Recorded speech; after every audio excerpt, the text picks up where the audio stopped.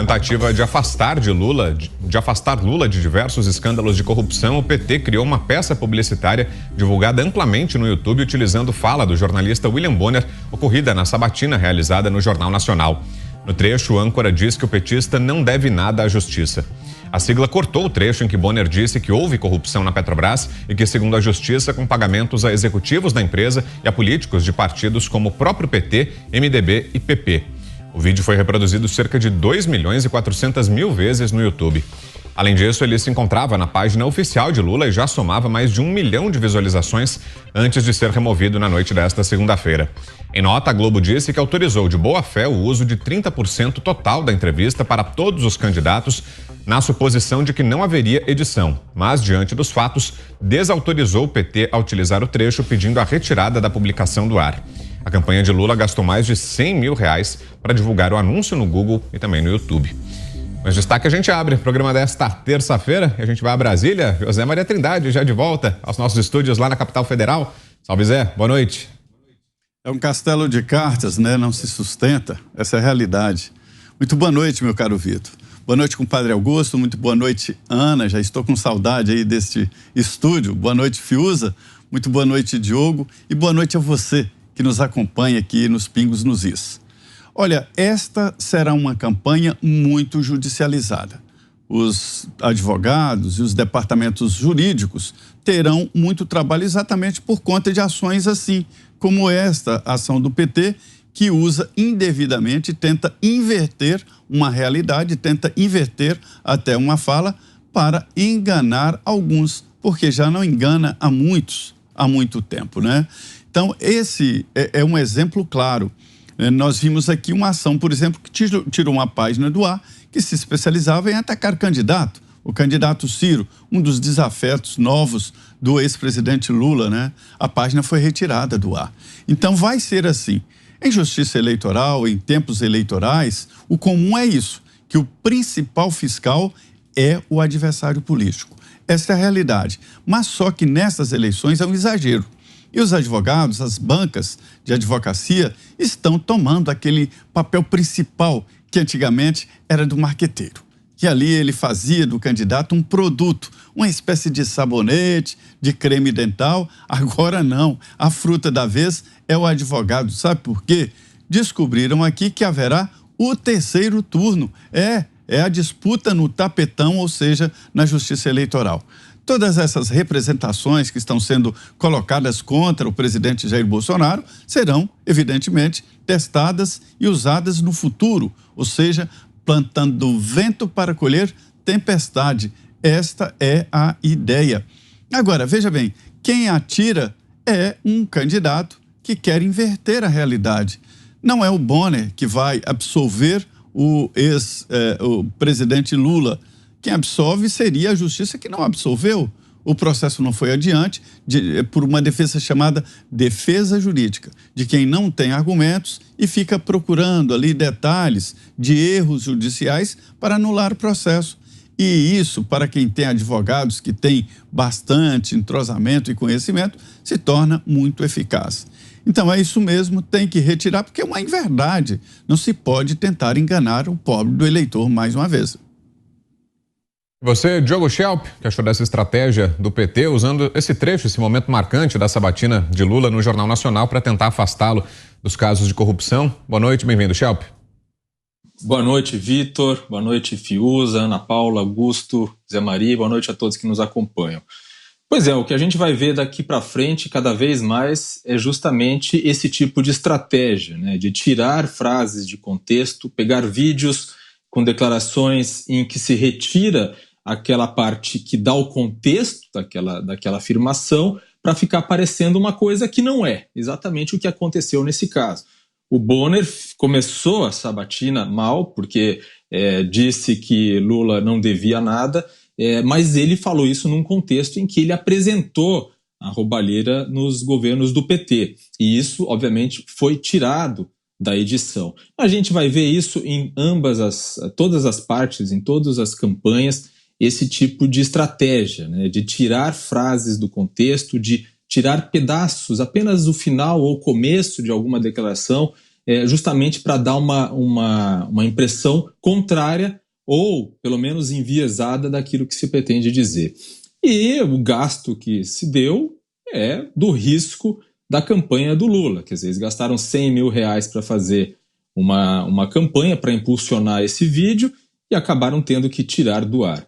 Isso vai ser visto com mais frequência. A campanha do Lula tinha a intenção de fazer peças publicitárias voltadas principalmente para falar da questão da economia, né, para dar uma visão edulcorada do governo do Lula, esquecendo o governo da Dilma Rousseff e, obviamente, atacar e criticar a situação econômica atual. Esse será o mote. Mas eles se viram obrigados, desde principalmente na semana passada, quando o tema da corrupção nos governos do PT começou a ser explorado mais pelas campanhas adversárias, e principalmente nesse último debate de domingo, acabaram se vendo na necessidade, na obrigação de ter que tratar dessa questão da corrupção, de ter que dar uma resposta a isso, já que Lula foi muito mal no domingo ao tentar responder a essa questão.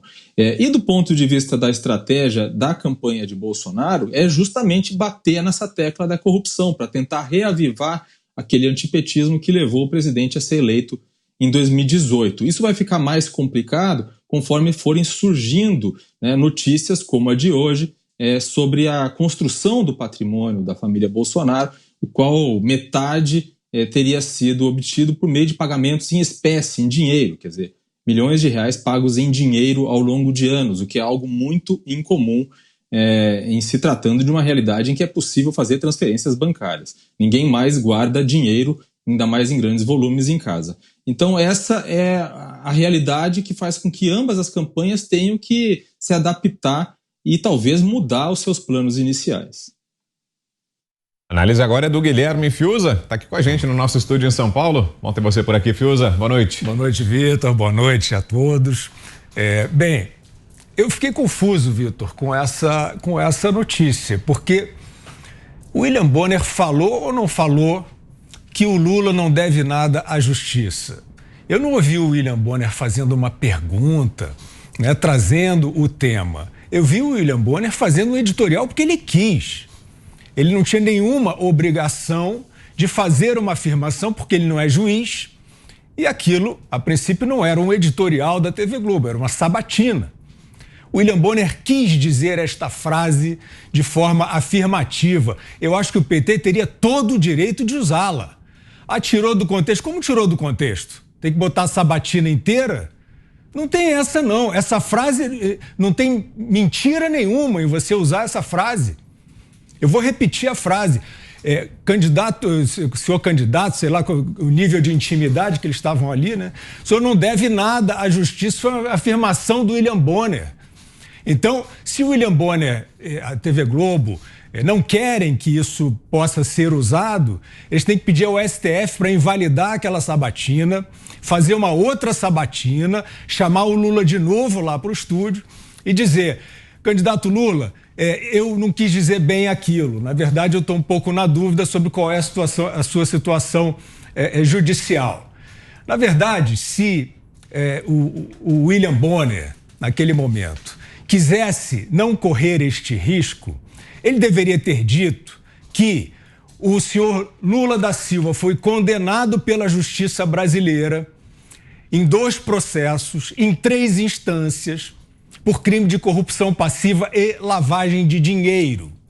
Estes crimes não foram revogados. E uma decisão um relatório feito pelo ministro Fachin e sancionado pelo Pleno do STF, resolveu considerar, depois de uma questão pacificada, né, na justiça brasileira, e com, inclusive, o senhor Lula tendo ficado preso bastante tempo por causa disso, resolveu que não era o foro correto. Já falei sobre isso. Mandou para Brasília por quê? A Operação Lava Jato começou no Paraná, com os doleiros. Depois teve desdobramento, o roubo teve desdobramento do Brasil inteiro.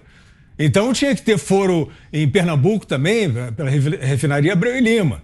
Tinha que ter o foro do pré-sal né, do submarino pelo roubo do pré-sal. Então foi evidentemente uma manobra coreográfica, e se o William Bonner quisesse ser bastante claro, primeiro não tinha que afirmar nada, que não era o papel dele fazer afirmações, ele estava fazendo uma entrevista, que foi uma entrevista muito simpática, né, muito tranquila, como todas as comparações já mostraram aí. Então ele deveria ter feito essa ressalva. Não, o senhor, aconteceu isso com o seu processo, o senhor foi condenado, etc.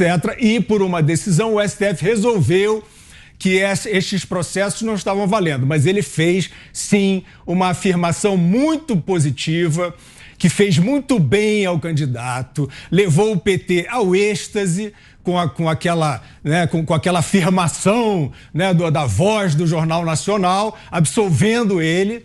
E o PT, na minha opinião, tem todo o direito de usar, não tem mentira nenhuma. Desta vez, rarissimamente, dessa vez, o PT não está mentindo. Queremos ouvi-la também, Ana Paula Henkel. Boa noite, Ana. Boa noite, Vitor. Estamos bem aqui no estúdio hoje, né, Vitor? Na presença do nosso querido Fiuza. Boa noite, mestre Augusto Nunes. Boa noite aos companheiros de bancada. E boa noite à nossa audiência maravilhosa.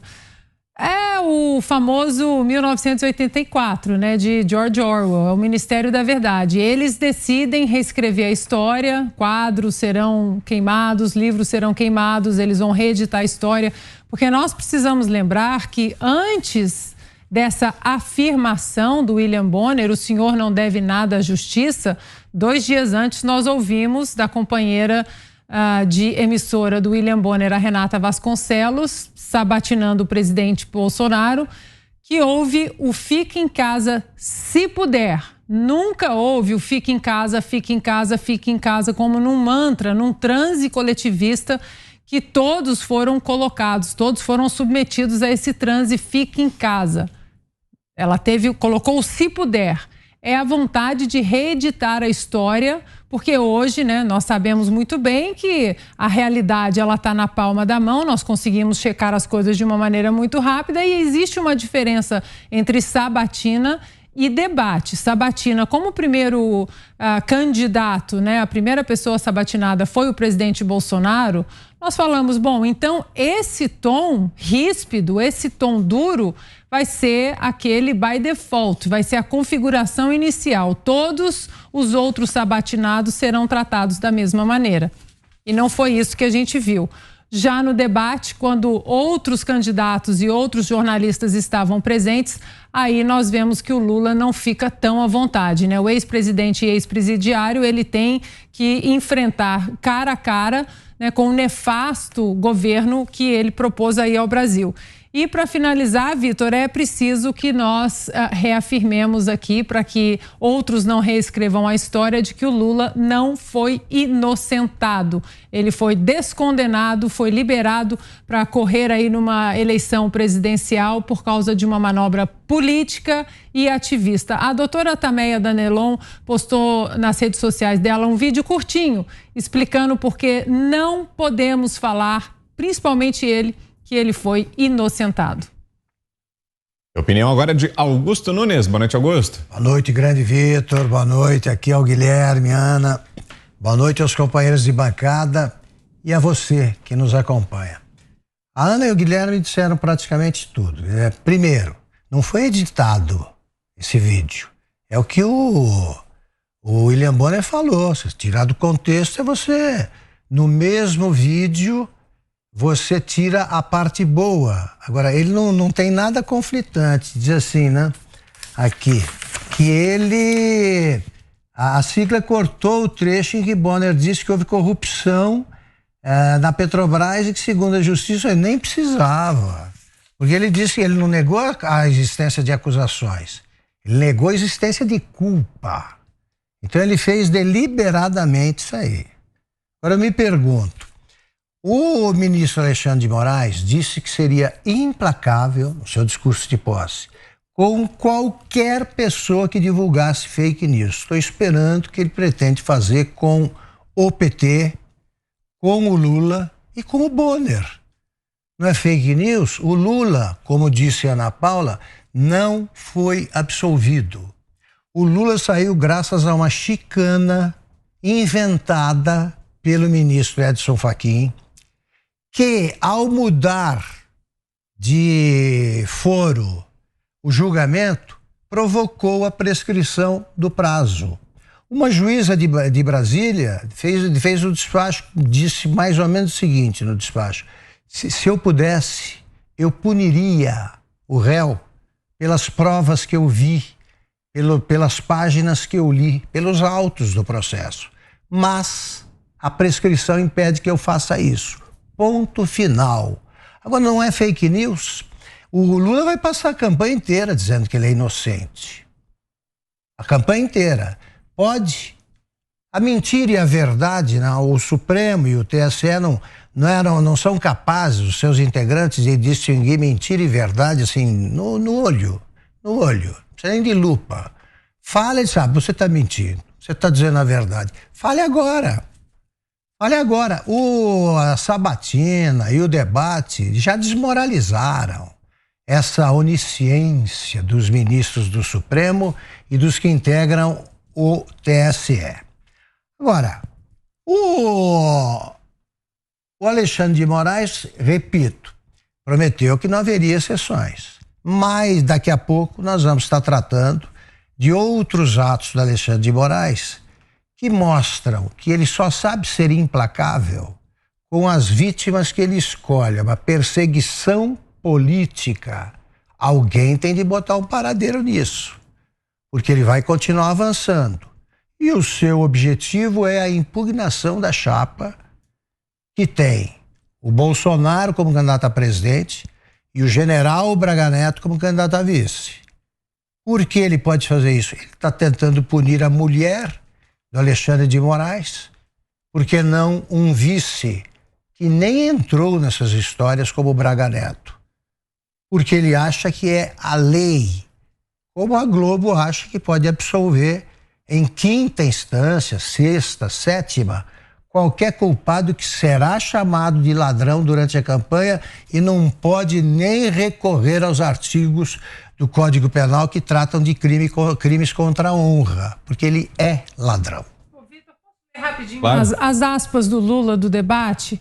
Ele disse o seguinte: fui absolvido em todos os processos. Fui absolvido na ONU, na primeira e na segunda instâncias e 2 vezes na Suprema Corte. Agora sou o único inocente que paga o preço de ser inocente.